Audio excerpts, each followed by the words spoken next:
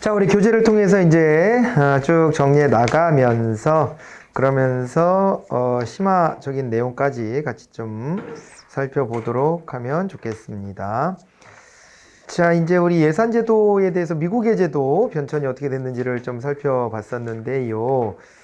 이제 그 큰 틀로서 495페이지에 나와 있는 점증주의 합리주의에 대한 비교를 한번 잘 해두시면 좋겠습니다.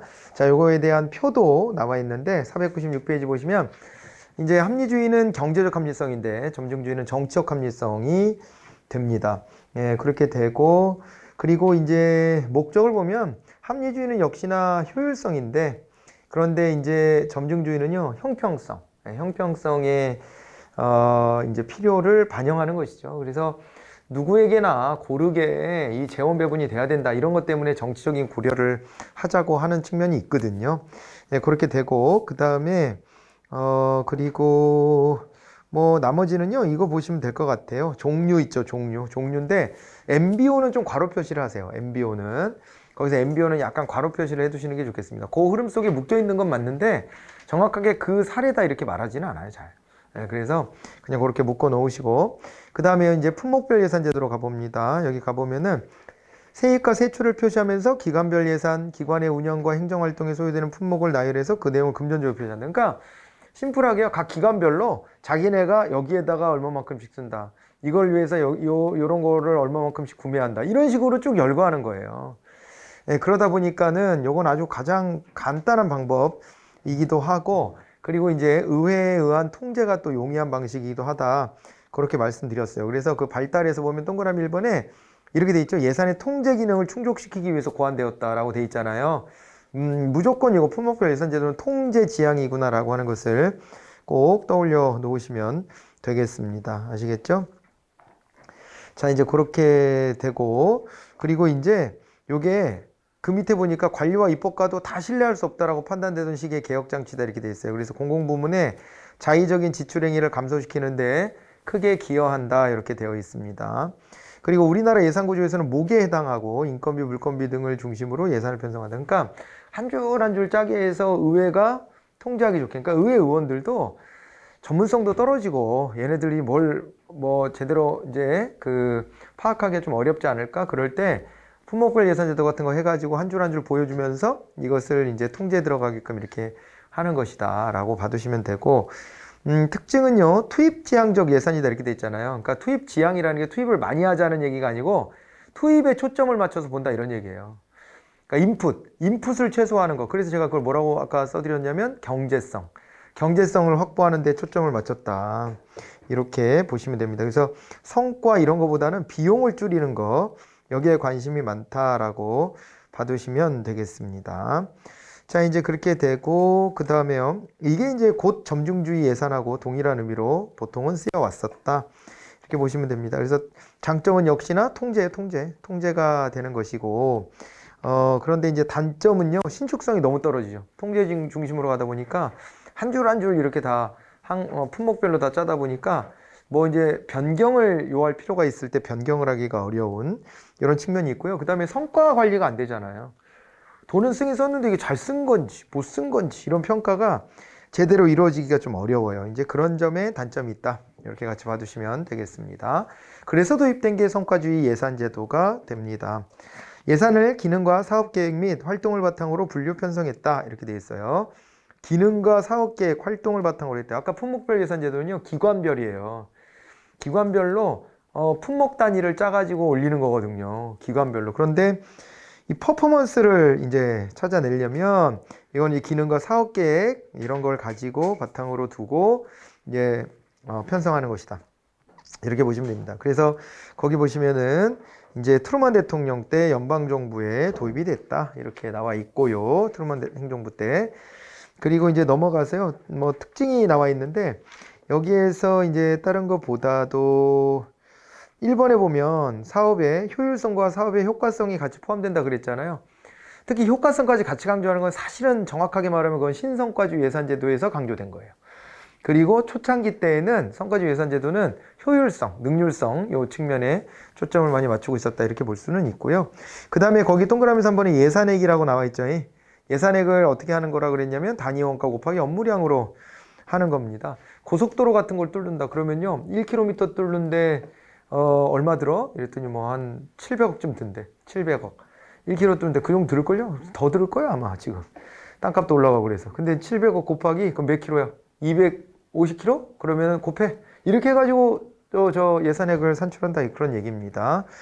그래서 단위 원가는 업무 단위 한 개를 생산하는 데 소요되는 경비고, 업무량은 이제 업무 단위에 표시된 업무의 양인데 이렇게 하는데 요게 이제 일종의 관리지향적 예산제도 이렇게 나와 있어요. 동그라미 4번에. 네, 그래서 요거는 정부가 구입하는 물품보다 정부가 수행하는 업무에 중점을 뒀다. 그러니까 업무의 성과 관리를 이제 초점에 맞췄다 이렇게 봐두시면 됩니다. 그렇게 돼요. 그래서 장점은 아까 LIBS랑 비교했을 때 신축성이 확보됐다는 거예요. 행정부가 주도한다 그랬잖아요. 이렇게 하다 보니까. 그래서 이제 신축성이 확보가 됐다라고 하는 게 장점이 됩니다.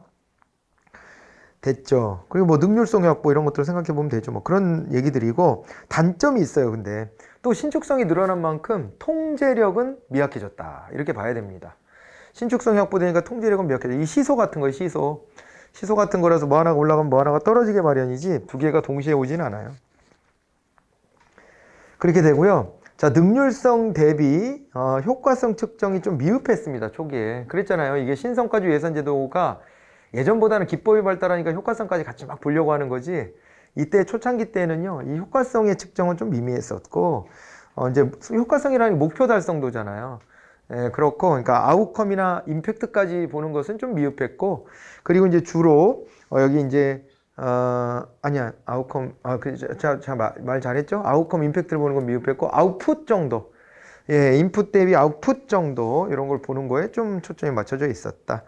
그리고 장기적인 계획과 연계보다는 단위 사업만 중시해가지고 사업별로 이제 퍼포먼스가 얼마가 나왔냐 이런 것들에 매몰됐다. 이렇게 볼 수가 있고요. 그 다음에 또 단점이 어떤 게 또 있냐면은 말이에요. 이런 거예요. 아까 단위 원가요. 단위 원가.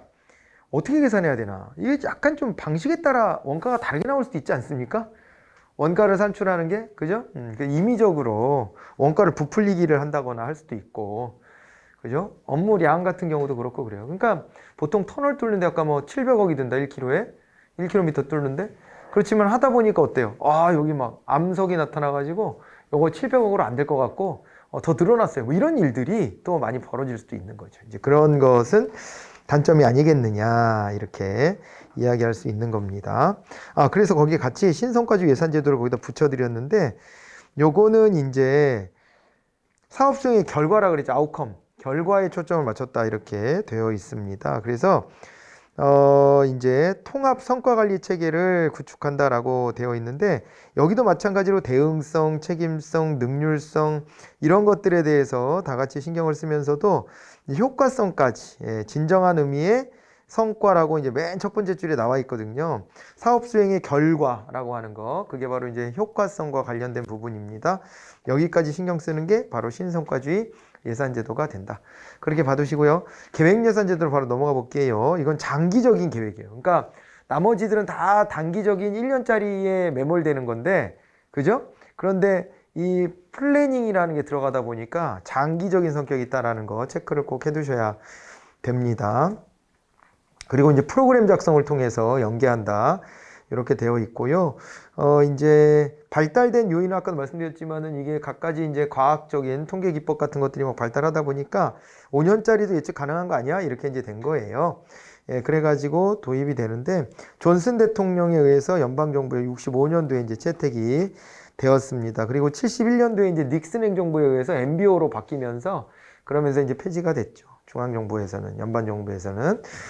자, 그런데 이거는요, 목표를 세우고 목표에 어떻게 도달할 수 있을까에 대해서 신경을 쓰는, 그리고 이제 경제적 합리성, 능률성에 이제 초점을 맞춘 그런 이제 제도고요. 그 다음에 효과성, 여기서도 효과성 얘기는 합니다. 왜냐하면 5년짜리 장기 목표를 가지고 하는 거니까 목표 달성, 그러니까 이제 5년짜리 장기 계획하에서 하는 거니까 그 계획이 추구하는 바에 목표가 있었을 거 아니에요. 그죠? 예, 그래서 그거를 달성하려고 한다는 것이 장점이 됩니다. 장기적인 시야를 가지고 있다. 그렇게 돼 있고요. 자, 그리고 뭐 다른 것보다도 사업 구조를 보면은요, 프로그램 체계라 그랬잖아요. 그래갖고 여기 보면 계획을 짜고, 그 다음에요, 계획 항목이 있고 거기에서 계획의 세항이 있고 뭐 그렇게 짜지는 거라는 거예요. 한번 그렇게 봐두시고 됐습니다. 그렇게 하고요. 그 다음에 이제 장점을 보면 의사결정이 일어나와 합리화. 왜냐면 하향적이거든요. 하향적이다 보니까 이게 탑다운 방식이 되잖아요. 그러니까 이제 명령 통일이 좀 이루어지는 것이죠. 그렇게 되고 장기적으로 절약과 능률을 실현하고 능률성을 이제 제고한다라는 장점이 있습니다. 그런 것들을 읽어보시면 되는 것인데 그런데 이제 단점을 보게 되면은 어떤 거냐면은 말씀드렸다시피 이제 목표를 합의를 보기가 어렵다. 목표를 합의하기가 매우 어렵다. 이렇게 봐야 돼요. 예, 그렇게 되고 그 다음에 또 이제 하향적이다 보니까는 그 조직 단위에서 사기가 좀 떨어질 수도 있죠. 그죠? 예, 능동성이 떨어지고 사기가 떨어지고 그럴 수도 있다라고 하는 단점이 있습니다. 알겠죠? 그리고 이렇게 되다 보니까 의회의 역할이 더더더더 좀 약화가 돼 버렸어요. 네, 그런 것들이 좀 있다. 비교를 한번 그렇게 해두시면 됩니다. 장단점 비교를 잘 해두셔야 되고요. 목표 관리와의 이제 비교인데 목표 관리 예산 제도는 PPBS보다 확실히 단기적으로 바뀌죠. 그리고 하향적에서 상향적으로 바뀌죠. 맞아요? 네. 그런 게 이제 가장 결정적인 차이다. 이렇게 이제 보셔야 돼요. 그리고 되게 단편적으로 바뀐 거예요. PPBS는 되게 종합적이거든요. 전체적인 조망 속에서 이루어지는 건데, 그런데 이제 MBO는 부분적이고 개별적이다. 이렇게 보셔야 되겠습니다. 그래갖고 밑에 보면 LIBS, PBS, PPBS가 이렇게 나와 있는데, 여러분들이 이제 문제를 풀다가 이게 막혀요. 예를 들어 PBS의 특징으로 옳지 않은 것은 그랬는데 하다 보면 헷갈려. 그러면요 반드시 PBS가 등장한 것은 LIBS를 비판하면서 등장했죠. 그죠? 그래서 LIBS랑 비교를 꼭 하셔야 돼요. 그리고 PBS의 단점을 찾을 때는요 PPBS랑 비교하면 좋아요. 뒤에 있는 거랑. 왜냐하면 PBS의 단점을 극복하려고 PPBS가 나오거든. 그래서 앞뒤에 붙어있는 거랑 비교해가면서 생각을 해보면 답이 보일 거예요. 예, 다짜고짜 답 찾으려고 하지 마시고 이 비교를 통해서 특성을 상대적인 정도를 가지고 판단하는 겁니다. 자, 그리고 이제 연기준 예산제도가 나왔습니다. 연기준 예산제도 항상 연기준 리셋을 해가지고 이제 가게 되는데 이것도 이제 능률성 같은 거를 굉장히 이제 중시합니다. 그래서 이제 우선순위를 정해서 그 우선순위에 따라서 예산을 배정한다 이렇게 이제 보시면 되는 건데 요게 이제 카터가 79년도 연방정부에 도입을 했다. 그런데 레이건 행정부가 바로 들어섰으니까 몇 년 못 쓰고 이제 폐기가 된 거예요. 그렇게 됐는데 요게 이제 특징을 보게 되면은 특징은요 예산의 기득권을 전혀 고려하지 않는다 이랬죠. 그러니까 기존에 줬던 거 이런 거는 신경도 안 쓰는 거예요. 예, 그렇게 하는 것이고 그래서 예산이 누적적으로 늘어나는 것을 방지하는 것이다. 이렇게 봐두시면 되겠습니다. 그래서 이제 중요한 거는 5번의 편성 절차예요. 결정 단위를 설정해야 됩니다. 디시전 유닛을 설정하고요. 그 다음에 디시전 패키지, 의사결정 패키지라고도 불러요. 시험에서 그렇게 나온 적이 있어요. 여기 보면 결정 항목이라고 되어 있고 영어로 디시전 패키지 이렇게 되어 있잖아요. 그죠? 그런데 이거를 의사결정 패키지 이렇게 나온 때가 있었다고요. 그러니까 그게 다른 얘기가 아니라는 거예요. 알겠죠? 의사결정 패키지. 그러니까 어느 단위, 어느 조직 단위별로 예산을 짜야 돼? 이거를 먼저 결정해야 돼. 그죠? 그리고 어떤 항목들로 묶을 거야? 이게 있는 거예요. 그러니까 그거예요, 그냥. 그거를 영어식으로 표현하니까 괜히 뭐 되게 있어 보이는 거지, 그냥. 잘 못 알아듣겠으니까. 그런 거예요. 그래서 결정 단위를 선정하고, 그 다음에 결정 패키지, 결정의 항목을 이제 정한다 이렇게 보시면 됩니다. 그렇게 해가지고요 우선순위를 세워요. 우선순위를 세워갖고 예산을 짜는 겁니다. 알겠죠? 네. 그래갖고 결정 단위에 보면은 조직 활동에 의미 있는 요소다 이렇게 돼 있는데 결정 단위가 그러니까 제가 왜 조직별이라고 얘기했냐면 조직별로 해야 될 일이 있잖아요. 이제 그거 중심으로 짜는 거예요. 그거 중심으로 해놓고 그 다음에 그 밑에 구체적인 이제 항목들을 집어넣는, 분류하는 이런 방식입니다. 그렇게 하고 이제 우선순위를 정해야 돼요. 우선순위를 정하고 그리고 이제 실질적인 예산을 이제 편성하는 방식인데 장점에서 빼놓을 수 없는 건 감축 관리예요. 이건 무조건 감축. 시험에 나오면 무조건 감축이에요. 감축. 그러니까 이거 지금 불경기 때 요거를 좀 이제 감축 관리를 통해서 정부 예산을 줄이려고 하는 이런 노력이었다. 이렇게 봐두시면 되는 겁니다. 아시겠죠? 그런데 이제 단점은요, 말씀드렸던 것처럼 이게 시간과 노력이 너무 많이 들어요. 너무 많이 들어요. 예산 전문가들이 막, 도처에 포진하고 있어야 돼요. 아까 결정 단위별로 그 일을 관장하는 사람들은 예산 전문가가 되어 있어야 돼요. 시간도 많이 들고. 그리고 불필요하지 않아? 이런 지적도 있어요. 그러니까 뭐냐면, 인건비 같은 거 있잖아요. 인건비 같은 거는 매년 다시 짤 필요가 있나?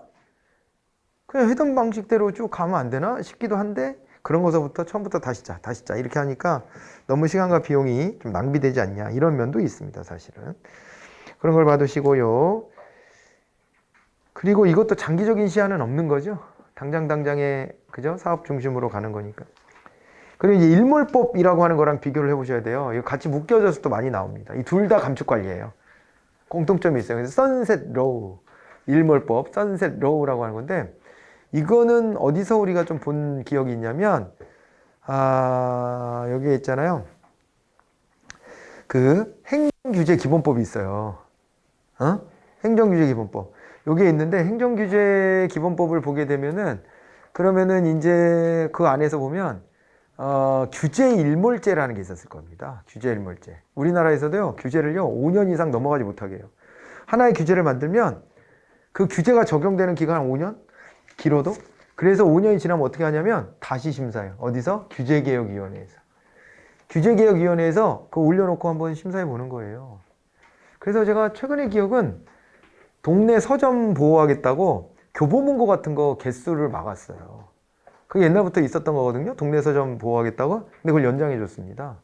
그러니까 시간이 지났는데도 여전히 그 필요성은 있다라고 느끼는 거죠. 그죠? 제 선배 중에 한 명도 통역회사를 자기가 운영을 하다가, 통번역회사 운영하다가 느닷없이 자기네 동네에서 동네 서점을 내가지고 마을 사람들하고 맨날 무슨 모임 가죠. 그래서 저한테 연락도 안 와. 예전에는 가끔 때 되면은 한번 보자 뭐, 지금은 그럴 여유도 없어. 바빠.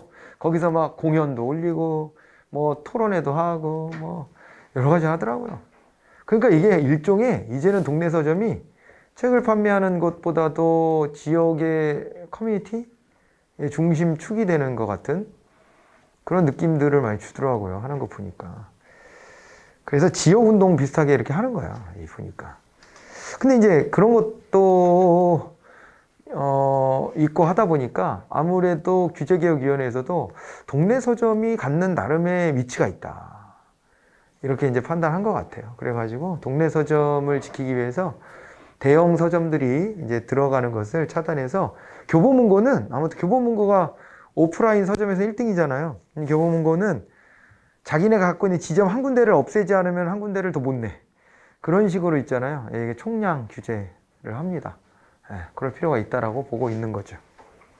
근데 사실은 책도 더 온라인으로 많이 바뀌어가지고 이게 뭐 대세를 막을 수는 없어요. 항상 제가 말씀드렸지만 이런 시장의 변화는 대세를 막을 수는 없다. 왜냐하면 소비자 편의성이라는 게 있기 때문에요. 막을 수가 없어요.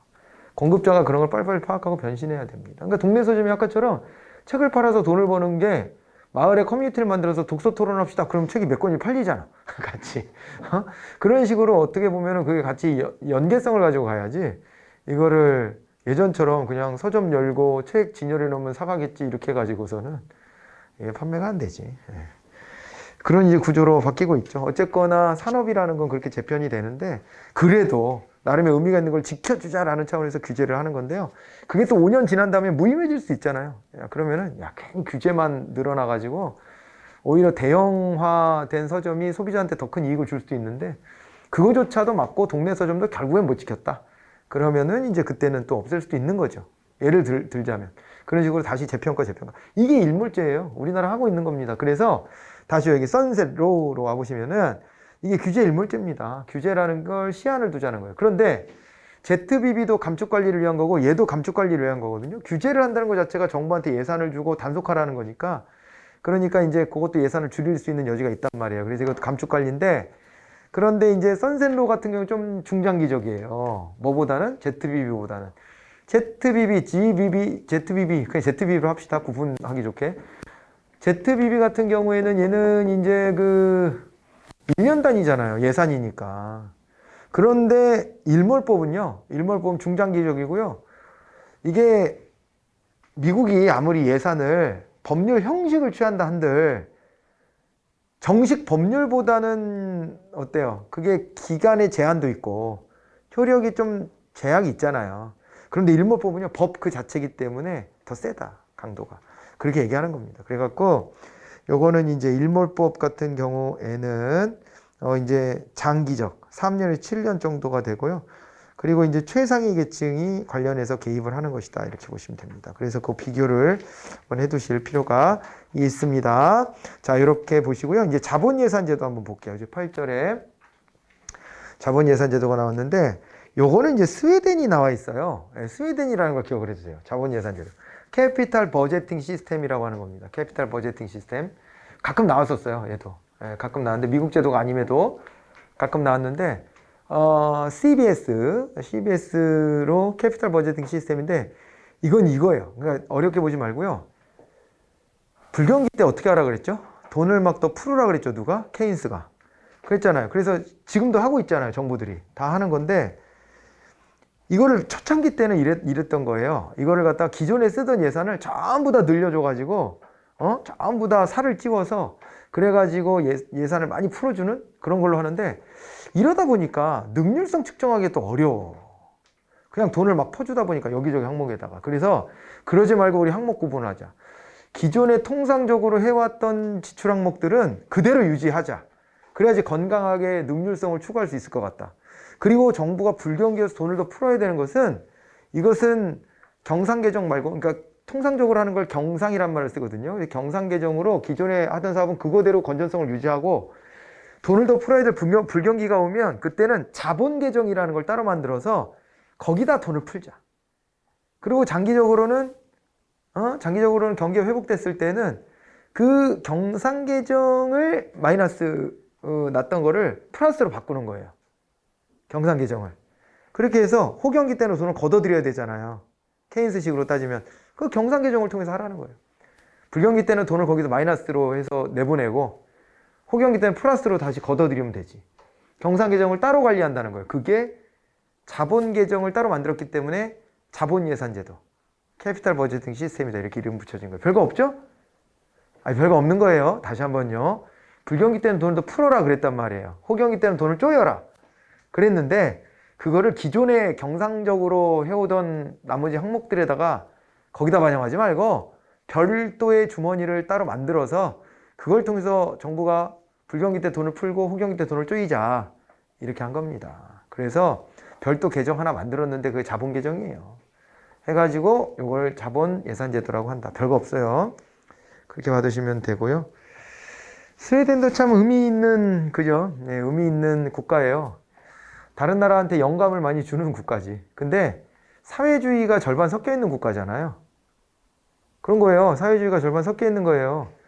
우리나라는 남북 대립 뭐 이런 것 때문에 사회주의라는 말이 꺼내지면 깜짝 놀라는 경향이 있는데, 그게 아니고 그냥 드라이하게 보면 여기는 자본주의랑 사회주의 반반 섞은 거예요. 반반. 그렇게 섞어갖고, 그러니까 얘네들은 그 타협적인 사회 구조를 만들었는데, 얘네도 우리나라로 치면 삼성 같은 재벌 기업이 있어요. 근데 걔네 장악력이 우리나라의 삼성보다 더 세. 근데 그거를 사회적 대타협을 통해서 인정해 준 거예요. 야, 니네가 그대로 그냥 해라. 니네가 우리나라의 한 나라 안에서, 스웨덴 안에서 영향력을 많이 가지고 있는 거 그거 규제 안 할게. 그냥 해. 니네가 자자손손해. 대신에 니네가 사회적 책임을 다해라. 세금 낼 거 똑바로 내고 사회적 책임을 다해라. 이렇게 한 거예요. 그런 합의가 있어가지고 얘네가 복지를 이룬 겁니다. 그러니까 아예 공산주의로 갔던 나라들하고 완전 다른 거예요. 공산주의로 간 나라들은 모든 것들을 다 국유화, 국가가 다 운영하겠다 이렇게 했던 거잖아요. 근데 이제 그렇게는 하지 않은 거죠. 네. 그렇게는 하지 않았고, 자본주의의 시스템은 인정을 하는데, 그거를 이제 재분배 같은 거 할 때 사회주의적인 요소를 확 집어넣어 버린 거죠. 이게 이제 스웨덴입니다. 그래서 많은 나라에 영감을 줘서 우리나라에서도 진보 세력에서는 스웨덴 모델로 가야 됩니다, 뭐 이런 얘기들도 하고 막 그래요. 저도 그래서 기회가 되면 맨날 물어봐요. 그 전문가들한테. 그래서 제가 옛날에 복지행정 같은 거 공부할 때는 교수님들한테 꼭 물어봤었어. 교수님은 복지국가 모델 중에 우리나라가 어느 모델에 근접하는 게 바람직하다고 생각하십니까? 꼭 한 번씩 물어봤지. 근데 실제로 스웨덴이라고 하신 분도 있었어요. 스웨덴 모델이 됐으면 좋겠다. 저는 계속 의문이 있거든요. 스웨덴하고는 우리나라는 나라 사이즈도 다르고 경제 구조도 다른데 똑같이 갈 수 있나 싶기도 한데 물어보면 그런 대답들을 좀 하시더라고요. 스웨덴이 가장 많이 나와요. 그래도 나오는데 다만 똑같을 수는 없어요. 나라들이 다 똑같이 갈 수는 없어서 그 나라의 실정에 맞게끔 가는 거예요. 그죠? 그리고 그 얘기 많이 하는 저도 사례로 몇 번 말씀드렸는데 베네수엘라 망한 모델, 폭망 모델. 왜 그런지 알아요? 베네수엘라는요 추가적인 생산 없이 가지고 있는 석유 팔아가지고 복지를 막 하려고 그랬어요. 근데 그러다 보니까 문제는 뭐냐면 지속성이 없는 거예요. 석유의 가격이 떨어지면 얘네들은 속절없이 무너지는 거고요. 그 다음에 미국이 그 약점을 알기 때문에 반미 정책을 펼치는 베네수엘라한테 석유를 못 팔게 묻고 막 그랬어요. 그러니까 미국은 국제사회 영향력이 세잖아요. 그러니까 얘네가 그거 제대로 못 팔고 그 다음에 어떨 때는 또 석유 가격이 폭락하고 뭐 이럴 때 그때 막 확 주저앉는 거예요. 얘네들은 산업 구조가 뒷받침이 안 되기 때문에 그런 문제가 있는 겁니다. 그래서 그거 하나 가지고서 그렇게 해가지고 버티려고 하면은 걔네들은 지속성이 없죠. 그래서 그런 모델은 우리가 따라갈 수도 없고 우리는 그런 자원이 있지도 않잖아. 그러기도 하고 그러고요. 재밌는 거 많아요. 노르웨이 같은 경우에는 유전이 하나가 북해에서 유전이 하나 발견됐는데 그걸 국유화해버려. 그리고 그걸로 뭐 하냐면 그걸로 펀드를 조성해서 국가가 그거에서 돈을 이렇게 수익을 남겨서 그걸 갖고 국민들한테 복지에 쓰는 거예요. 그런 모델도 있고요. 별별 모델이 다 있어요. 그런 걸 보고 우리가 참고해서 우리나라 모델을 찾는 거지 똑같이 갈 수는 없지. 근데 아무튼 스웨덴은 흥미로운 국가고요. 이 예산제도에서도 이렇게 자본예산제도라는 게 언급이 되기도 합니다. 자, 그리고 이제 그래서 거기 특징에서 거기 자본계정, 경상계정 나눠놓은 거 봐두시면 됩니다. 그리고 넘어가 보세요. 이렇게 해야지 좀 건강하게 경상계정 유지할 수 있어서 이렇게 하는 거고. 자, 그 다음에 이제 심화입니다. 여기까지 이제 보시고 심화로 넘어가 봅니다. 심화로 넘어가 보는데 심화에서는요 이제 재정민주주의에 대한 얘기가 나와요. 국가의 돈은 국민들이 내준 세금이 주를 이루어서 움직여지는 겁니다. 그런 만큼 이게 국민들에 의해서 통제가 되는 것은 당연한 것입니다. 당연한 것이에요. 여러분 세금이 얼마나 예민한 문제인지 아세요? 세금이?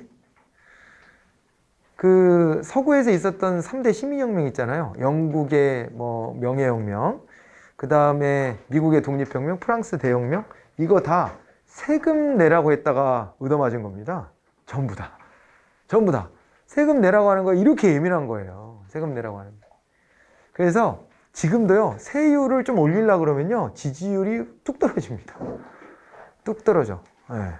그 대표적으로 우리가 최근래에 봤던 거, 최근래도 아니지, 시간이 좀 지났는데, 노무현 정부 때도 부동산 가격이 되게 폭등했었거든요. 그때도. 근데 그래가지고 종합부동산세가 그때 만들어진 거예요, 처음으로. 부동산을 가지고 있으면요, 세금을 뭘 냈었냐면, 주로 지금도 주된 거는 재산세예요. 내가 가지고 있는 집이, 땅이 속해 있는 그 지방자치단체에 세금을 내는 거거든요. 근데 그거 말고 국가에서 개인이 보유하고 있는 부동산을 다 합산해 보는 거예요. 전국적으로 퍼져 있는 부동산을. 다 합산해 가지고 이 사람이 얼마 이상의 부동산을 가지고 있으면 별도로 국가에도 세금 내! 이렇게 한 거예요. 없던 세금을 만들었어. 그랬더니 그때는요. 난리도 그 6.25는 난리도 아니에요. 진짜. 나라가 뒤집어졌었어요. 완전히. 근데 사실은 설계한 걸 보면 종합부동산세를 내야 될 사람은 당시에도 전 국민의 뭐 3%나 될까 말까? 근데 언론이 또 막 들고 일어나서 자본주의에 뭐 이거를 뭐 훼손한다는 등 막 나오고, 근데 그건 말이 안 되는 거거든요. 자본주의는 세금 안 걷나? 다 세금 걷어서 운영하지? 세금 정하기 나름이에요. 그 부동산에 관련된 우리나라가 세금이 너무 없는 편이기도 했지. 근데도 불구하고 여론이 그렇게 형성하니까 사람들이 거기에 다 이제, 그죠? 왜냐하면 사람들한테 기본적으로 국가가 나한테 세금을 걷어간다고 생각하지도 않고 뜯어간다고 생각하면서 피해의식이 있어요. 국가가 나한테 직접적으로 해주는 것도 별로 없으면서 맨날 뜯어가기만 한다 이렇게 생각해. 내가 비소비 지출로 써야 되는 돈이거든요. 내가 돈을 나를 위해서 물건을 사는 데 쓰는 게 아니고 그냥 내야 되는 돈이니까 되게 싫어해.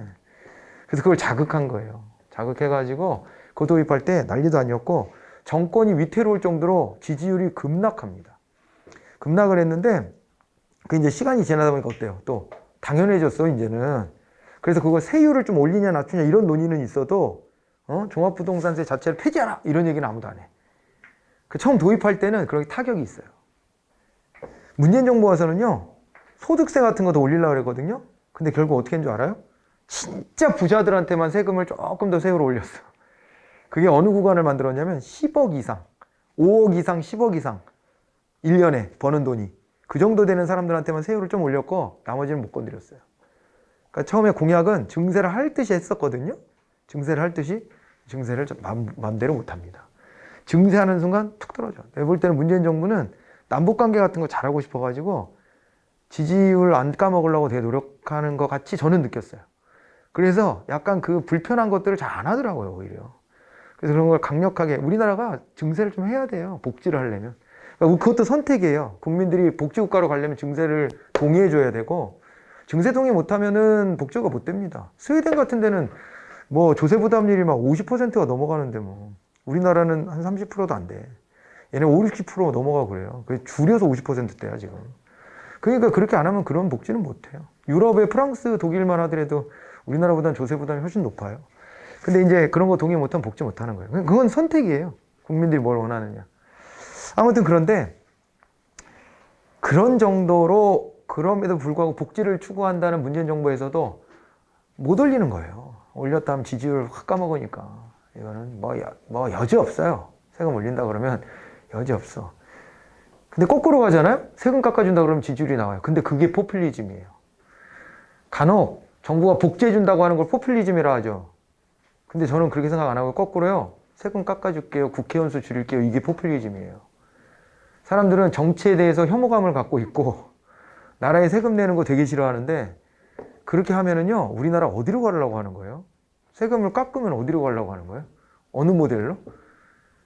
당장에 좋다는 거잖아요. 당장에 좋다는 거예요. 근데 그런 게 포퓰리즘이에요. 표를 얻기 위한.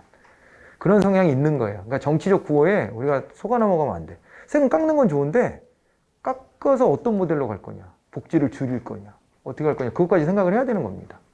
그러니까 이런 것들에 대해서 우리가 좀 깊게 생각을 해야 되는데 어쨌건 예민한 부분이고 제가 이렇게 말하는 것도 되게 조심스럽고 한 대목이 있어요. 근데 이게 재정민주주의 있잖아요. 근데 이거는 안 할 수는 없는 거예요. 어쨌든 국민의 의사가 반영돼서 합의가 돼야 되는 거예요. 어떤 방향으로 가든 간에. 어떤 방향으로 가든 장점과 단점은 다 있게 마련인데 그런데 그거는 국민의 합의가 있어야 돼요. 돈을 어디다 쓸 것인지 이런 것들에 대해서 재정민주주의를 실현해야 된다 그런 얘기를 하는 것입니다. 뭐 그런 얘기예요. 그래서 3번에 보면은 동그라미 3번에 보면은 재정 선호의 반영 이렇게 돼 있죠. 시민의 참여, 뭐 시민의 감시 통제 뭐 이런 것들이 있어야 된다는 얘기고 시민단체 예산감시 활동 이런 게 나온 적이 있어요. 나온 적이 있는데 이건 참 무슨 저기 시사 문제도 아니고 이런 거를 그런데 자주 나오진 않아요. 그런데 이게 나온 적이 있어서 소개를 했는데 조세반란, 황금 양털상, 밑빠진 독상, 꿀꿀이상, 적자시계 뭐 이런 것들이 있죠. 세금 함부로 쓴다고 해가지고 세금 낭비한 사례들을 가지고 이제 이런 활동들을 펼치기도 했고요. 납세자 소송 제도가 있어요. 납세자 소송. 우리가 세금 내니까 그러니까 뭐 하냐면 세금을 함부로 썼다 하면은 소송을 제기할 수 있는 거예요. 그게요. 중앙정부 차원에는 없거든요. 지금 중앙정부 차원에서 말하자면 국민소송제도라고 해야 돼요. 주민이라고 말하면 안 되고. 근데 국민소송제도는 채택이 안 돼 있어요. 그러나 지방자치 차원의 주민소송제도는 도입이 돼 있습니다. 주민소송제도는. 그래가지고 그 납세자 소송제도가 있다는 것도 하나 확인하시면 되는데 요거 구체적인 내용은 뒤에 가서 공부하면 돼요. 주민소송제도 7단원 가서. 뭐 얼마 안 남았어요. 거기까지 가는 것까지. 그리고 주민참여예산제도가 일찌감치 도입이 돼가지고요. 여기 이제 주민참여예산제도도 뒤에 가서 다시 볼 건데 요거는 뭐냐면 예산을 짤 때 주민의 의견을 반영하자 이런 거예요. 주민의 의견을 반영해서 주민들이 원하는 사업에다가 예산을 배정해주는 예산 할당해주는 방식 그렇게 받으시면 됩니다. 그래서 의회에다가 지방자치단체가 예산안을 낼 때 국민들의 의사를 모은 것 중에서 지방자치단체의 그 행정부 있잖아요. 여기서 채택한 거 있죠. 채택한 거를 넣어서 포함해서 이런 항목은 주민참여 예산을 편성됐습니다. 그러고서 지방의회에다 제출하는 거예요. 그럼 또다시 지방의회는 그거를 그거대로 또 들여다보고 괜찮다 싶으면 통과시켜 주는 겁니다. 그래서 그런 식으로 생긴 것들이 몇 가지가 있다고 제가 소개를 해드리는데 경기도에서 보면은요, 경기도가 이 사업을 제일 적극적으로 했거든요. 근데 경기도 같은 경우에, 그 대기오염 신호등 같은 거가 주민참여 예산으로 만들어진 거예요. 길 가다 보면은 큰 길가에 대기오염이 맑음, 이산화황은 뭐 좋음, 뭐 이런 거 있잖아요. 그런 거 나오는 거 신호등 보신 적 있어요? 그게 주민참여 예산으로 아이디어가 나와서, 그러니까 오늘 미세먼지가 많은가? 적은가? 궁금하잖아요. 그래서 그 궁금하니까 이런 거 신호등 설치해줬으면 좋겠다 해가지고 펼쳐진 사업이고, 그 다음에 빨간색 버스 타고 서울로 출퇴근하는 사람이 많으니까 거기다가 와이파이 좀 설치해주세요. 그래서 그거 반영해줬습니다. 그래서 빨간 버스 타면은 거기에 와이파이 다 돼요. 예. 그렇습니다. 저같이 이제 플렉스 있게 무제한 쓰면은 이제 안 해도 되는데, 잘 안 쓰는데, 아니, 저는 아무튼 이게 잡혔다 안 잡혔다 하는 걸 내가 못 참아. 승질머리가. 그래가지고 차라리 돈만 원 더 내고 내가 무제한 써야지 하고 무제한을 쓰긴 쓰는데 돈이 좀 아깝긴 하지만, 근데 실제로 조금만 부지런하면, 그죠? 공공 와이파이 이용하고 그러면은 통신료 많이 절감할 수 있죠, 사실은. 그런 거예요. 그래, 그런 거를, 출퇴근 시간도 길잖아요, 경기도 사는 사람들은. 그래서 그런 것도 반영했고. 근데 그 아이디어를 누가 뭐 지방 의원들이 낸 게 아니고, 이걸 주민들이 직접 제안해가지고 한 거예요. 그런 걸 합니다. 예, 그리고 기초자치단체, 지금 의무가 돼가지고 다 해야 돼요. 처음에는 자발적으로 도입하기 시작했었어요. 이게 브라질에서 처음 실시됐어요. 이건 또 브라질의 진보정당에서 처음으로 실시했던 것을 우리나라 진보정당이 그거를 세미나 하다가 알게 돼가지고 가지고 와서 소개를 했는데, 그거를 광주광역시 북구에서 최초로 했어요. 2003년 뭐 그때쯤 이제 최초로 하기 시작해, 논의를 이제 하고 도입을 하기 시작해서 그때부터 해가지고 했던 걸 2011년도에 의무화했어요. 아예. 예, 그래갖고 쭉 이어져 오고 있고요. 문재인 정부 들어와서는요, 2018년도부터 시범 도입해가지고 이거 국민참여 예산제도까지 도입을 했습니다. 그래서 지금은 국가 예산 짤 때도 우리가 아이디어가 있으면 기재부가 예산 편성할 때 거기다가 아이디어 낼 수 있어요. 그렇게 도입되어 있습니다. 이런 게 다 이제 재정민주주의 실현을 위한 노력이다, 이렇게 봐두시면은 되겠습니다. 아시겠죠? 네, 그렇게 봐두시고, 그 다음에요, 넘어가서 이제 희소성과 예산 원칙인데, 요거 표 다시 한번 이렇게 다른 형식으로 좀 보여드렸어요. 요거 희소성 관련된 거 한번 보시고, 그리고 또 이제 예산의 원칙이 있는데요. 예산의 원칙에서 우리가 완통기금 공명엄단 사안은 다 봤었고, 그거 말고 이제 이렇게도 나눕니다. 재정민주주의에 관련된 항목이 뭐가 있느냐, 자원배분과 관련된 항목은 뭐가 있고, 회계관리와 관련된 항목이 뭐가 있냐, 이렇게 나누기도 해요. 알겠죠? 그렇게 또 하나의 기준을 더 첨가한 겁니다. 그렇게 나눴을 때 재정민주주의의 명확성, 명확해야 돼요. 국민이 알아보기 쉽게 돼 있어야 된다는 거예요. 그리고 국민의 대표인 의회를 통해서 사전 의결돼야 된다. 그리고 국민들한테 항상 공개돼야 된다, 투명하게. 그게 재정민주주의입니다. 근데 자원배분과 관련된 것은 통일성. 그러니까 우리가 불편한 데도 돈을 써야 된다 그랬잖아요. 그러니까 통일성. 예. 그래서 거둔 세금 싹 섞어버리는 거. 그리고 한계성. 한 군데다 몰아서 쓰지 말라고. 여기저기 나눠 쓰라고. 그래서 한계성. 요거까지 같이 들어와 있어요. 근데 회계관리에서는 회계상의 관리를 편안하게 하기 위해서 단일성이나 완전성 같은 것들이 반영돼야 된다. 그런 겁니다. 나머지가 조금 더 추가되어 있습니다만은 그렇게 보시면 되고요. 그 다음에 괄호 3번에 예산운영 원칙과 바람직하지 못한 예산은 뭐냐, 이렇게 되어 있어요. 그래서 바람직하지 못한 예산은 참고 삼아서 흥미롭게 그냥 한번 보시면 될 것 같아요. 요거는 시험에서 그렇게 뭐 보이거나 하지는 않아서 그렇게 그냥 흥미롭게만 보시고 넘어가 보세요. 예산 관련 법률. 요거 한번 볼까요? 예산 관련 법률에 가장 대표적으로 우리가 봤던 건 국가재정법이에요. 그 법률의 명칭이 들어와 있죠? 국가재정법 제일 중요한 법입니다. 그걸 기준으로 우리가 공부한 거예요. 정부기업 예산법도 언급이 좀 된 적이 있는데 이건 뭐였죠? 여기서 말하는 정부기업은 정부부처형 공기업, 우체국 같은데 거기에 관련된 것을 정부기업 예산법 적용하죠. 근데 우체국만 들어가는 게 아니라 우체국, 뭐 조달청 뭐 이런 데 있잖아. 조달 사업이나 양곡관리 사업 이런 게 들어갔는데 그거 말고도 있었죠. 그거 말고도 뭐가 있었냐면 책임운영기관 중에 특별회계기관이 있었잖아요. 걔네들도 여기 정부기업 예산법에 적용을 받게끔 하고 있어요. 아무튼 그렇고, 그 다음에 또 이제 회계관리 때문에 국가회계법도 나와 있고요. 그리고 나머지를요, 법 이름을 다 외울 필요는 없어요. 그 기타에 보시면 공공기관 운영에 관한 법률이 있죠. 공공기관 운영에 관한 법률. 이게 이제 뭐 공기업, 준정부기관 이런 거 지정하는 거와 관련된 법률이다, 이렇게 보셔야 되고. 그 다음에 각종 특별회계법도 있고요. 그 다음에 지방자치단체는 지방재정법이 따로 있고요. 지방공기업법이 따로 있고, 지방교부세법이 있습니다.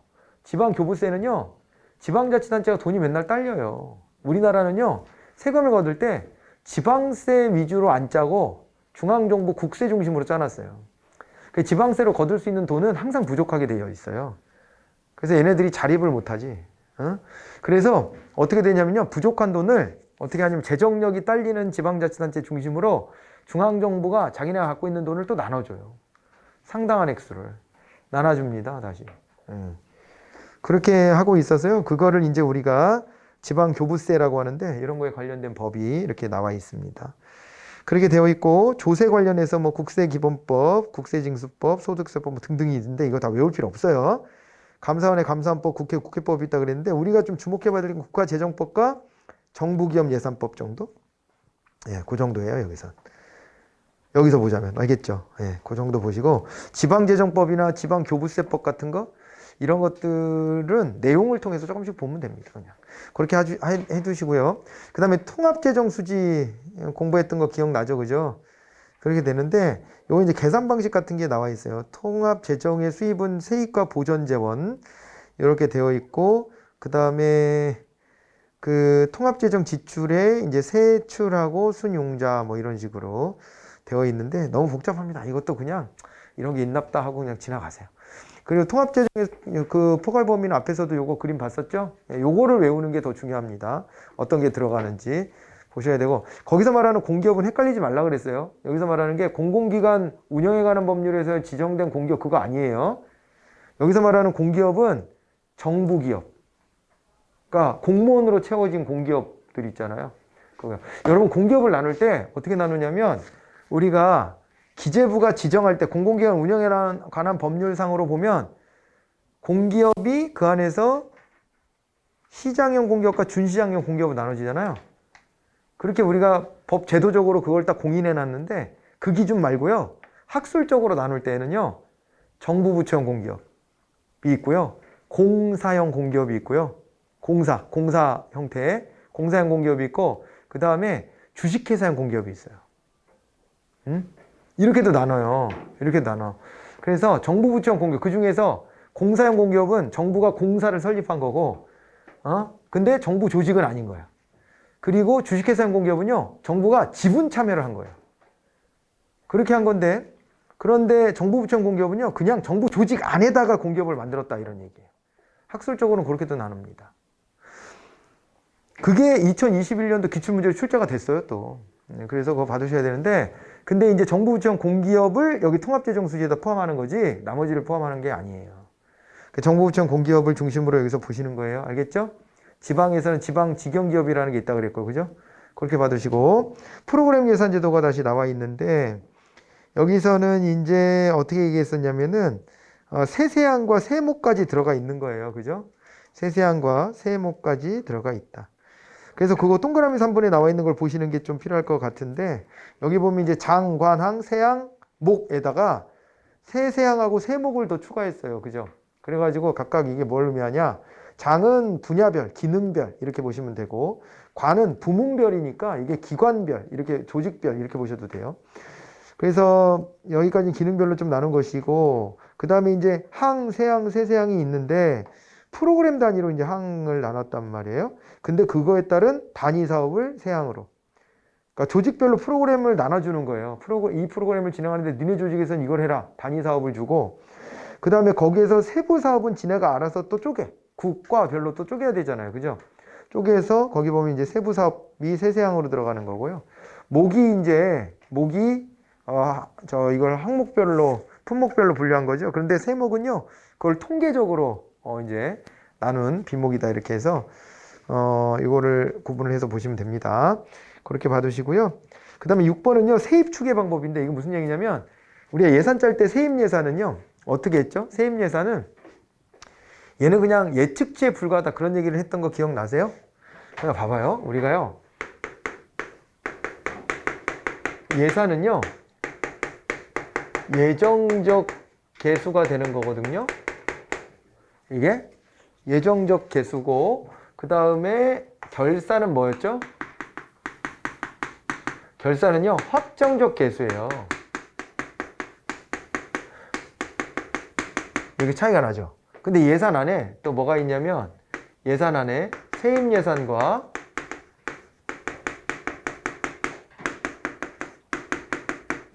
세출 예산이 있단 말이에요. 그런데 세입 예산은 뭐라고 해야 되냐면, 세입 예산은 얘는요, 이거는요, 예측치가 되는 거예요. 그러면서도 이건 예측치에 불과하다. 이렇게 봐줘야 된다니까요. 그죠? 예정이 되어 있다라는 거에서도 좀 미약해요.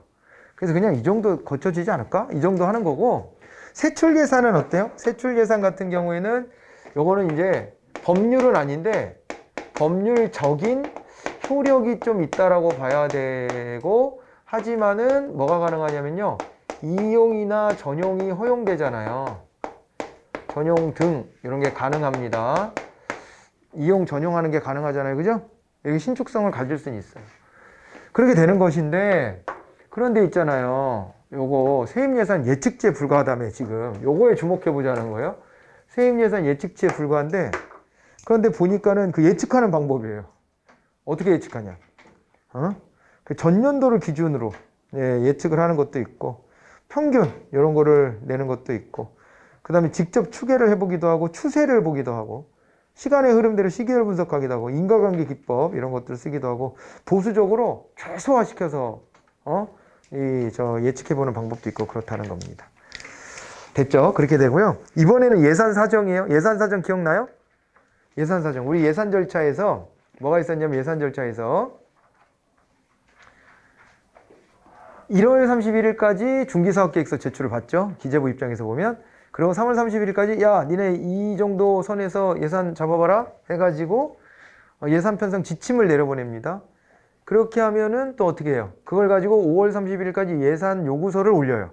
그럼 그때부터 이제 기재부가 예산 사정에 들어가는 거예요. 그죠? 예산 사정에 들어가는데, 그때 쓰는 방법이 뭐가 있냐, 이런 거예요. 무제한 예산법은요, 예산을 요구할 때 한도액을 제한하지 않는 방법인데, 우리는 이런 거 하지 않아요. 이제 한도액을 주고 있잖아요. 그죠? 이거는 쓰지는 않는 방식이고, 한도액 설정 예산을 하고 있는 거죠. 지금 이게 우리가 지금 하고 있는 방식이에요.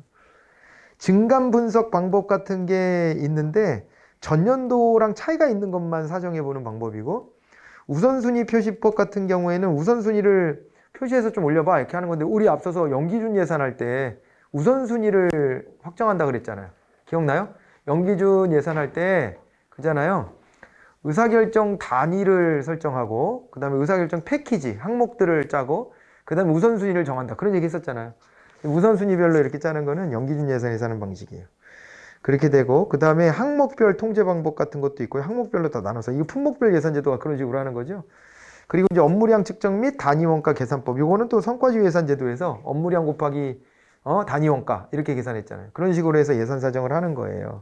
그러니까 방법이 여러 가지가 있는 거예요. 그죠? 이제 그렇게 되는데, 우리나라는 지금 현재 스코어 한도액 설정 예산법, 요거를 이제 가지고 하고 있다, 이렇게 봐두시면 되겠습니다. 예산심의에 영향을 미치는 요인이 뭐가 있냐, 이렇게 돼 있는데, 경제환경 같은 것도 영향을 주겠고, 그죠? 우리 코로나라서 그거에 맞춰서 예산 짜고 그러잖아요. 그리고 행정부와 입법부의 관계에도 영향을 줍니다. 예를 들면은 여대야소일 때는 예산을 짜는 게 좀 널널한데, 여소야대다 그럴 때는요, 야당이 이제 과반을 차지하고 있는 의회를 설득해야 되니까 그때는 조금 좀 더 신중해질 수밖에 없겠죠. 이제 그런 부분이 있을 거고요. 정당 내 권력구조 집권할 한 정당 내에서도 얼마나 정당 구성원들이 한 몸뚱아리가 돼 있느냐, 아니면 파벌로 나눠져 있느냐, 이거에 따라 또 다르다. 뭐 이런 거를 이제 우리가 환경적 요인도 넣고, 의회 구조적 요인이 있는데, 이게 이제 위원회의 특성이 어떠냐, 뭐 당파성이 있냐 없냐, 뭐 선거구민 대변을 어떻게 하냐, 뭐 이런 것들 뭐 다 영향을 주는 거예요. 예산심의 절차나 기간, 예산심의 보좌 기간, 이런 것들이 영향을 다 줘요. 우리나라에다가 빗대서 조금만 말씀드려보면은, 우리나라의 위원회는 뭐 저 소관 상임위원회별로 나눠서 하니까, 그러니까 나중에 예결특위에서 다시 조율해야 되죠. 그런 과정을 거치는 거고, 당파성이 굉장히 많아. 우리나라 그게 좀 아쉬워요. 당파성, 여야 협력 같은 거를 좀 하면 좋을 것 같은데, 아직 정치인들은 좀 불안한가 봐요. 국민들은 그거 다 보고 있거든요. 그러니까 상대편 정당이 뭐 하는 일에 대해서도 잘한 건 잘했다고 평가하면서, 우리가 더 잘할 수 있다는 걸 보여주려고 노력하면 좋은데 쉬운 일이 아니거든 그게. 그러니까 맨날 뭘 해요? 상대방 얼굴에다가 똥바가지 뿌리는 거예요 그냥 맨날. 그러면은 쟤보다는 내가 덜 더럽잖아요 해가지고 당선되려고. 그게 네거티브를 맨날 하는 거예요. 네거티브도 필요한 부분은 있는데 과잉되는 경우들이 있거든요. 네거티브로만 올인하고 이렇게 하면은 안 될 일이에요. 자기 비전을 얘기해 줘야 되는데 그게 쉬운 일은 아니에요. 그걸로 설득하려면 왜 쉽지 않냐면 국민들이 그걸 알아들으려면 자기도 같이 공부해 줘야 돼 국민들도. 근데 그러기 싫으니까 그런 거 잘 귀로 잘 안 듣다가 그러다가 나쁜 얘기 나오면 그건 잘 들어. 그러니까 맨날 네거티브 하는 거예요. 그리고 우리나라가 양당제 구조가 되잖아요. 우리는 선거를 하면은 소선거구 다수대표제 뭐 그런 걸 해가지고 너무 깊게는 안 들어갈게요. 근데 이제 선거 방식이 지역구에서 1등만 당선되는 구조가 되다 보니까 그러다 보니까 주요한 정당이 두 개로 딱 굳어지는 거예요. 보수를 대표하는 정당 하나, 진보를 대표하는 정당 하나. 왜냐하면 지역구마다 1등만 당선되니까 우리는요 될 것 같은 사람 중에서 찍어주는 거예요. 이 사람은 내가 제일 마음에 들지만 떨어져. 1등은 못해. 그럼 안 찍어줘. 그중 그나마 당선 가능성이 있는 사람 중에 찍어주게 돼 있어. 그래서 보수를 대표하는 정당 하나, 진보를 대표하는 정당 하나가 살아남게 돼 있어요. 선거 제도 자체가. 근데 양당제가 되면은요, 네거티브를 많이 합니다, 원래. 그래서 예산도 어떻게 하냐면요, 여당에서는 무조건 대통령이 달라고 한 예산을요, 그거 꼭 실현해 주려고 노력하고, 야당에서는요, 무조건 안 된다, 야. 이것도 안 돼, 저것도 안 돼, 뭐 이거 안 된대. 그래, 막. 대통령이 공약을 내걸고 당선됐는데 그 공약을 하겠다고 하는 것도 야당에서 막 안 된다 그래요. 그래 버리니까 뭐 협력이 없어, 잘. 그게 좀 아쉬운 지점이죠. 당파성이 좀 매우 큰 편이다, 이렇게 봐야 되고. 그리고 우리나라가 국회의원 선출할 때 주로 지역구 중심으로 뽑잖아요. 어떤 후보 보니까는 뭐 자기가 당선되면은, 비례대표를 없애겠다 그러던데, 나 그거 왜 그런지는 잘 모르겠어요. 비례대표를 되게 부정적으로 말하더라고요. 근데요, 유럽의 상당 부분 국가들은 비례대표 중심으로 국회를 운영해요. 그러니까 지역구 중심으로 운영되는 데가 영국, 미국이에요. 나머지 국가는 거의 유럽의 선진 정치를 하고 있는 국가들은 비례대표 중심입니다. 근데 우리도 지역구 중심이거든요. 지역구 중심으로 가면은 예산상으로 보면은 지역에 뭐 해달라는 요구가 너무 많아. 지역을 대표해야 되니까. 그래야지 표가 나오니까. 그런 거도 이게 이제 구조적 요인이 있다. 우리 입장에서 보면. 비례대표보다 우리 지역구 중심이에요. 알겠죠? 주로 그렇게 뽑으면 300명 중에 지금 몇 명이야? 47명 빼고 나머지니까 253명이, 253명이, 저기입니다. 그 지역구원입니다. 그러니까 압도적이에요. 그러다 보니까 지역 예산이 너무 많이 할당되는 거 아니냐. 그게 뭐로 나타나냐면 언론 보면 쪽지 예산이라고 표현을 해요. 마지막 통과될 때 우리 지역도 이거 좀 해줘. 그러고서 예결특위 위원장이나 이런 사람한테 막 밀어 넣는 거예요. 그런 걸로 막 경쟁합니다. 그런 거 하고. 그리고 또 예산 보좌 기간 같은 거 보면은 예산심의 기간이야 우리가 많이 공부했으니까. 보좌 기간은 뭐가 있냐면요. 예산정책처가 있어요. 국회에. 예산정책처. 왜냐면 국회의원들도 예산 이거 구체적인 구조 잘 모르니까. 그러니까 이제 예산정책처 같은 데다 물어봐요. 어떤 정책 실시할 때도 거기다 물어봐요. 이 정책을 도입하면 얼마가 필요하지? 뭐 이런 것도 물어보고 그래요. 그럼 그거 도출해 주는 거예요. 그런 데들도 가지고 있습니다. 의원의 개인적 특성도 이제 반영이 될 것이고 뭐 그렇다는 얘기고, 우리나라의 예산심의 특징과 문제점 같은 게 나와 있으니까 한번 그냥 읽어보시면 될 것 같아요. 자, 그리고 이제 예산의 배정이 나와 있습니다. 예산 배정 요구서 제출 요거 좀 체크 좀 하세요. 네. 이게요, 예산 배정 요구서를 제출을 먼저 해요. 그러니까 이거는 예산 요구서랑 다른 거예요. 배정이란 말이 들어갔으니까 이미 예산안이 통과가 된 거야, 국회에서. 그리고 이제 올해 예산 써야 되니까 예산 배정 좀 해줘요 이러고 요구서를 냅니다. 그러면은 기획재정부 장관이요, 분기별 예산 배정 계획서를 작성해요. 그리고 국무회의에 심의 및 대통령 승인이 떨어지고 감사원의 예산 배정 통지를 하고 예산을 이제 그러면 되는 거고요. 그럼 예산 배정해 주는 거고, 그리고 이제 그 다음에 예산의 재배정이 이루어지는 겁니다. 그런데 그 밑에 보니까요, 신축적인 예산 배정제도 그래서 나와 있죠. 예. 긴급 배정, 단계 배정, 조기 배정, 수시 배정, 감액 배정, 배정 유보 이런 게 나와 있네요. 요거는 뭐냐면 요것도 이제 좀 심화적인 얘기긴 한데요. 배정은 분기별로 하는 거죠. 나눠서. 원래. 근데 거기서 긴급 배정은 뭐냐면요. 12월 달에 통과되자마자 내년도에 써야 될 걸 12월 달에 그냥 써버리는 거야. 배정해서. 워낙 긴박한 상황이라. 그래서 그 외에 그런 긴박한 상황에 해당되는 사유가 뭔지 옆에 써 있죠. 외울 필요 없어요. 근데 아무튼 그렇게 땡겨서 하면 긴급 배정이고요. 그냥 당겨 배정이 있는데 이거는 뭐냐면 분기별로 나눠서 줘야 되잖아요. 원래. 그죠? 그런데 다음 분기에 줘야 될 걸 이번 분기에 준다든가 하면은 그게 당겨 배정이에요. 그러니까 긴급 배정은 그거보다도 더 심하게 회계년도 개시도 안 됐는데 먼저 땡겨 쓰는 거예요. 그거는 이제 긴급 배정이라 그래요. 그리고 나머지 분기별 그 경계를 넘기는 것은 단계 배정. 조기 배정은요, 경제가 침체되어 있을 때는 빨리 돈을 좀 뿌릴 필요가 있거든요. 그럴 때는 상반기 하는 거예요. 그거를 조기 배정이라 그래요.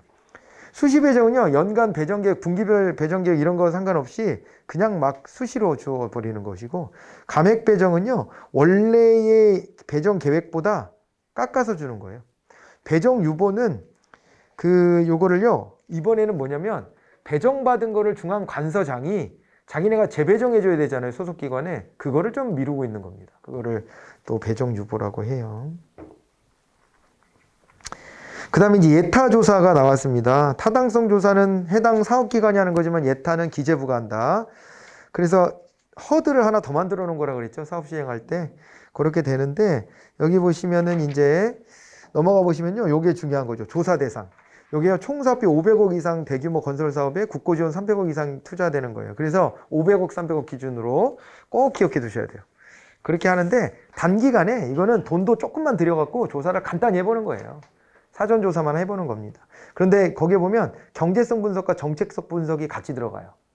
그래서 경제성 분석은 BC 레이셔로 따지는 겁니다. BC 레이셔 따져서 1이 넘냐 마냐. 그러니까 비용하고 편익 따져서 비용보단 편익이 커야지 이렇게 하는 건데, 정책적 분석은 BC 레이셔가 좀 낮더라도 지역균형 발전, 형평성 확보 이런 걸 위해서 필요하다면 그래도 실시하게끔 결정해 줄 수 있는 거예요. 그게 정책성 분석, 이렇게 봐두시면 됩니다. 자, 그렇게 봐두시고 그 다음에 밑에 정부 계약의 방식이 나와 있는데, 정부 계약의 방식 여기서 보면요, 요거는 그냥 참고 삼아 보세요. 요거 혹시 언론 같은 데서 많이 나오는 얘기들이라서, 특히 그 수의 계약을 맺었다 뭐 이런 얘기 있잖아요. 그런 것들도 한번 봐두시고 그냥 봐두세요. 그냥 경쟁 입찰 같은 걸 주로 하죠. 예, 그렇게 하게 되어 있고요. 턴키 방식으로 일괄 입찰하는 방식도 있고 그래요. 그냥 그거는 진짜 참고 자료 정도. 예, 시험에서 원래 이거 좀 중요하죠, 행정을 하는 입장에서는. 근데 우리 시험에서는 그게 다뤄지지 않아 갖고 지나가도 될 것 같아요. 세계잉여금, 이건 좀 중요합니다. 자주는 아니지만 가끔 나와요. 세계잉여금요, 1년을 살아봐. 근데 세입 예산 예측치였다 그랬잖아요. 막상 1년 지나고 났더니 돈이 남았어. 생각보다 돈이 더 거쳤어. 응? 돈이 더 거쳤어. 그게 세계잉여금이에요. 세계잉여, 돈이 남았다, 이런 것인데, 거기서 이제 잉여금의 이제 처리 있죠. 그게 중요합니다. 잉여금의 처리. 일단은요, 교부세 및 지방교육재정교부금 정산이 들어가줘야 돼요. 그러니까 교부세는 지방으로 내려주는 돈이라 그랬잖아요. 또 교육청에다가도 내려줘야 될 돈이 있거든요. 이거를 빨리 못 준 거 있으면 빨리 정산해줘라, 이런 얘기고, 그러고 난 다음에는 공적자금 상환기금. 이거는 나라가 위급해졌을 때, 경제적으로 무너졌을 때 공적자금으로 투여해서 경제를 살려야 되거든요. 산소호흡기 다는 거야 이제. 근데 거기에 돈이 필요하니까 거기다가도 출연하게 해요. 그러고 난 다음에 또 남는 돈은요, 국채 또는 차입금 등 채무 상환을 합니다. 채무 상환을 하고, 그러고도 남는 거를 추경에다가 쓰는 거예요. 그래서 이 추경을 언제 쓰느냐, 남는 돈은 무조건 추경에 쓸 수 있느냐, 이것 때문에 이게 시험에 나오는 거예요. 순서가 한참 뒤로 가 있죠. 자, 다시 한번요. 근데 여기에 안 나온 게 또 하나 있어. 뭐냐면요, 절차 맨 처음에 시작할 때요, 그때 앞에 뭐가 있냐면 이런 거야. 올해 돈이 딸릴 줄 알고 돈을 어디서 긴급하게 빌려왔어. 그런데 해보니까 돈이 좀 남았어. 그러면요, 올해 빌린 걸 먼저 갚아야 돼, 사실은. 그거 먼저 갚아야 돼. 왜냐면 올해 세입세출인데 돈이 딸릴까봐 돈을 어디서 융통했는데 안 딸린 거잖아요. 그럼 그거부터 갚아야지. 급전 땡겨온 거니까. 그거부터 갚고, 그 다음에 이제 남는 걸 가지고 하는 게 여기 나와 있는 거예요. 남는 걸 가지고서는 지방에 줘야 될 돈 주고, 그 다음에 이제 우리나라가 경제적 위기를 맞을 수 있어서 돈을 평소에 쌓아둬야 되는데 거기에다가 이제 공적 자금 상환기금에다가 거기다가 출자 좀 하고 그리고 남는 걸 가지고 원래 있었던 부채 있죠. 그걸 또 좀 갚아줘야 돼. 그걸 좀 갚고 남는 걸 가지고 이제 뭘 하냐면은 다 갚진 않아요. 그걸 가지고 돈을 다 갚는 데만 써라 이러진 않아요. 좀 남는 거 갖고 추경에다가 좀 추가로 쓸 수 있다. 이렇게 돼 있는 겁니다. 알겠죠? 이걸 도입한 이유는 왜 그랬겠어요? 이게 국가재정법 제정하면서 이게 들어온 건데 그전에는요. 세계인기금 남으면요. 야 이거 추경해가지고 써야 되겠는데 이렇게. 그러니까 회사에서 내가 보너스가 생겼어. 그랬더니 야 먹고 죽자 이러는 거랑 똑같은 거야. 먹고 죽자 우리 가서 좀 비싼데 호텔 가서 뭐 뷔페 한번 먹을까? 뭐 이렇게 하는 거지. 십몇만 원씩 하는 뷔페 한번 먹을래? 우리도 한번 그런 거 한번 해봐야 되는 거 아니야? 이런 식으로 할까봐 했었어요 옛날에. 그래서 추가로 돈을 더 막 제끼려고 하니까 그러지 말아라 하고서 이렇게 단계를 설정해 준 거예요. 그렇게 알아두시면 됩니다. 예, 그게 이제 국가재정법 조항에 밑에 나와 있어요. 그래서 그 프로테이지도 좀 나와 있어요. 예, 그거 한번 읽어보시면 됩니다. 자, 그리고 넘어가서 정부회계제도와 기업회계제도의 비교가 나오는데 이건 앞에서 봤던 표이고요. 결산보고서 같은 것도 나와 있는데 그것도 뭐 안 보셔도 될 것 같아요. 차변, 재변 이것도 한번 보여드렸던 표고 대차대조라 그래요. 그래서 대차대조. 차변과 대변을 비교해 본다. 그래서 대차대조라고 얘기를 합니다. 그리고요, 가보세요. 정부 예산 이론 있죠? 관료예산 극대화 모형은 앞에서 공부했던 거 기억나세요? 관료들은 예산을 어떻게든 더 많이 확보하려고 노력하더라. 뭐 이런 얘기도 있고요. 다중합리성 모형이라는 것도 있어요. 이것도 시험에 언급된 적이 있거든요. 근데 이건 뭐냐면 합리성의 기준을 우리는 너무 하나만 놓고 본다는 거예요. 합리성의 기준이 여러 개 있을 수 있다. 이게 이제 다중합리성 이론입니다. 그것만 하나 잘 체크해 놓으시면 좋을 것 같아. 알겠죠? 그래서 거기 보면은 예산의 각 단계별 영향을 미치는 합리성에 경제적 합리성만 자꾸 따지는데 그게 아니라 정치적 합리성, 사회적 합리성, 법적 합리성 이런 것들을 다 같이 복합적으로 봐. 이렇게 한 게 다중합리성 모형이에요. 앞에서 점증주의는 정치적 합리성, 그 다음에 총체주의는 경제적 합리성 그랬는데 그거를 다 같이 모아서 봐라. 이런 얘기고요. 예산에서 단절균형 이론이 나올 수도 있거든요. 예, 그거는 이제 어떤 거냐면은요. 특정 사건이 땅 터지면 거기에 관련된 예산을 갑자기 편성하잖아요. 단절균형적인 사항이에요, 이게. 그렇게 되고, 그 다음에 실시간 예산 운영 모형 이런 것도 있는데, 요거는 서로 성질이 다르지만 연결되어 있는 세입 세출 같은 것들이 있다. 뭐 이런 거를 또 설명했던 이론이에요. 시험에 나온 적이 없어요. 그런 것도 그냥 있다. 이렇게 받으시면 됩니다. 그리고요, 연기준 예산의 편성 절차 16번에 그게 나와 있는데, 결정 단위 설정하는 것, 의사결정 패키지를 어떻게 작성하는지 그런 것들이 나와 있는 건데, 좀 세부적인 거예요. 우선순위 결정 뭐 이런 것도 세부적인 건데 우리 시험에서는 이런 수준까지는 안 나오고요. 보통 거기에 진한 글씨 있죠. 진한 글씨 중심으로 나와요. 그렇게는 아시고 여력이 되면 한번 읽어보세요. 그렇게 하시고 신성과주의 예산제도가 나와 있습니다. 17번 항목에. 그래가지고 요거는 말씀드렸다시피 요거는 이제 효과성 같은 것까지 같이 종합적으로 다 이렇게 본다라고 하는 것을 말씀을 드렸고 그리고 대응성, 정치적 대응성도 그러면서도 같이 고려하는 거예요. 그렇게 받으시고 주요 재정개혁 같은 것들이 나와 있는데 이건 앞에서 다 봤던 거랑 같고요. 그리고 이제 재정성과관리제도 그래서 재정사업에 대한 자율평가제도 같은 것들을 또 도입하기도 합니다. 스스로 있잖아요. 자기네들 평가를 자기네가 하는 거예요. 근데 우리가 있잖아요. 그 정책에 대해서요. 정책에 대한 평가할 때 정책평가에서 나오는 거 있잖아요. 정부 업무평가 기본법상에 보면 자율평가가 기본이에요. 원래가 정부가 자율평가를 합니다. 그러니까 우리가 요 앞에서 2단원에서도 언급할 수 있는 부분이지만 우리가 이제 정책평가를 할 때 여기 관련된 법이 뭐가 있냐면요. 정부 업무평가 기본법이 있어요.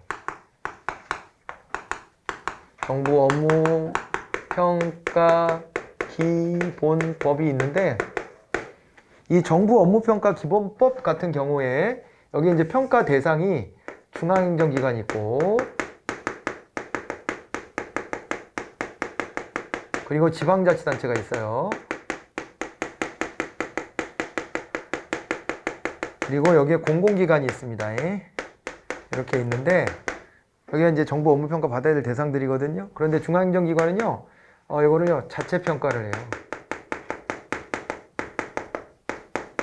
자체평가를 하고 필요하면 재평가를 해요.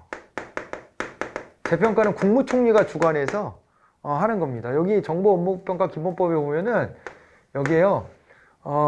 이제 업무평가위원회가 있거든요. 예, 정부 업무평가위원회가 있는데요. 이 업무평가 정부 업무평가위원회 정부까지 씁시다. 정부 업무평가위원회가 있는데 여기에 이제 위원장이 어떻게 되냐면 국무총리가 위원장이 되고 국무총리 플러스 민간 위원장 1명. 그게 2명이에요, 2명. 위원장 2명 두거든요. 그런데 여기 이제 재평가는요, 국무총리가 주관하는 거예요. 재평가는 누가 주관하냐면 국무총리. 자체평가는 자기네 기관 내에서 하는 거고 국무총리가 주관을 하는 겁니다.